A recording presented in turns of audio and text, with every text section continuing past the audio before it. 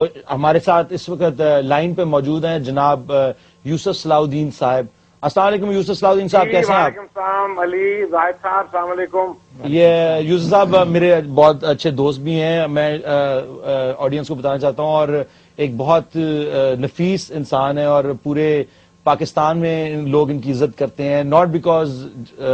کہ یہ اقبال کے نواسے ہیں, بلکہ یہ اپنی کیپیسٹی میں بھی ایک سوشل پرسنالٹی ہیں. اور میاں صاحب آپ سے صرف اتنا سوال پوچھنا چاہتے ہیں ہم کہ اقبال جیسا کہ آپ کے نانا ہیں, اور ان کی جو ہیومن سائڈ ہے وہ ایک آلموسٹ ہم سمجھتے ہیں کہ is last in these modern times, کہ وہ کس قسم کے انسان تھے آپ کی والدہ کے ساتھ, آپ کے ماموں کے ساتھ, آپ کچھ اس کے اوپر روشنی ڈالنا پسند کریں گے؟ علی, جہاں تک مجھے معلوم ہے, کیونکہ میری والدہ تو بہت چھوٹی تھی, جی, and it is very little that she, جو ان کو اپنے والد کے بارے میں یاد ہے. ٹھیک. اور ڈاکٹر جوید اقبال صاحب ذرا ان کی عمر بڑی تھی, وہ 11-12 سال کے تھے. جی, اینڈ آف کورس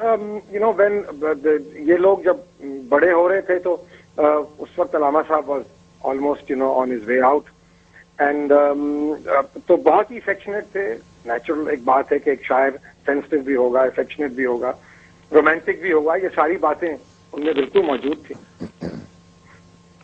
میاں صاحب آپ اس بارے میں کیا کہیں گے کہ جو ان کی آئیڈیالوجی, جو چیزیں ہم اس شو کے اوپر ڈسکس کر رہے ہیں, اور the political side of it, the economic side of it, and the spiritual side of what his poetry was all about, کہ آپ سمجھتے ہیں کہ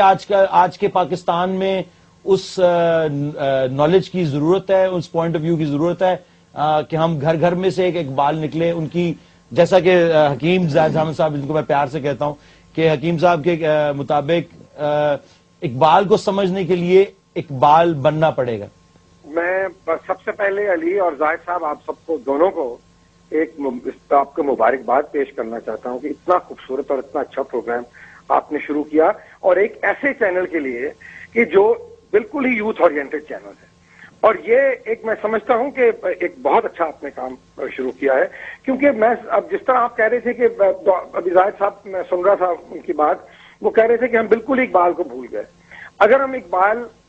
کا جو ریئل اقبال ہے اس کو ہم باہر لے کے آئیں تو آپ کو پاکستان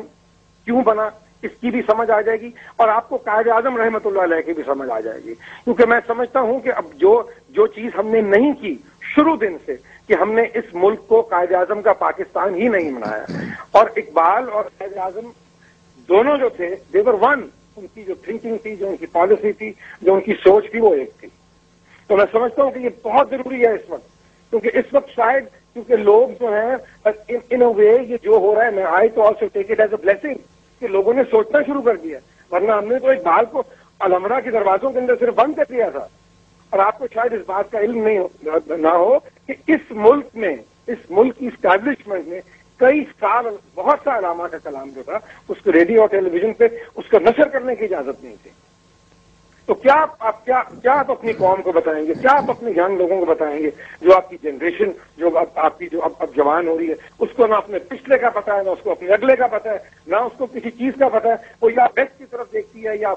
کسی اور ملک کی طرف دیکھتی ہے. So we have to make them understand, کہ what was the reason why Pakistan was created. اور ابھی آپ وہ بات کر رہے تھے تو میں یہ کہنا چاہتا ہوں کہ قائد اعظم اور علامہ اقبال دونوں کو صرف ملک کو تقسیم کرنا نہیں چاہتے تھے. ان کی جو کوشش تھی دیٹ واز بیسکلی کہ جو مسلمان ہیں ہندوستان کے, ان کے رائٹس جو ہیں, جو ان کے جو رائٹس ہیں ان کا ریسپیکٹ ہو اور وہ سیف گارڈ ہو. اور دین I think ultimately in the creation of Pakistan, it was the narrow-mindedness of the Congress party which led to the Qaid-e-Azam, and تک ان کی کوشش تھی کہ یہ جو اتنا قتل و غارت ہوا وہ نہیں چاہتے تھے. میاں صاحب آپ نے مجھے اس دن یہ بھی بتایا کہ آپ کی والدہ نے بھی یہ شو دیکھا, اور جسٹس جاوید اقبال صاحب نے بھی, اور باقی فیملی نے بھی بیٹھ کے یہ شو دیکھا. ان کے کیا تاثرات ہیں اس قسم کے شو پہ جو ہم نے یہاں پہ سٹارٹ کیا ہے, اقبال کا پاکستان؟ میں سمجھتا ہوں کہ دیکھیں, میں اپنا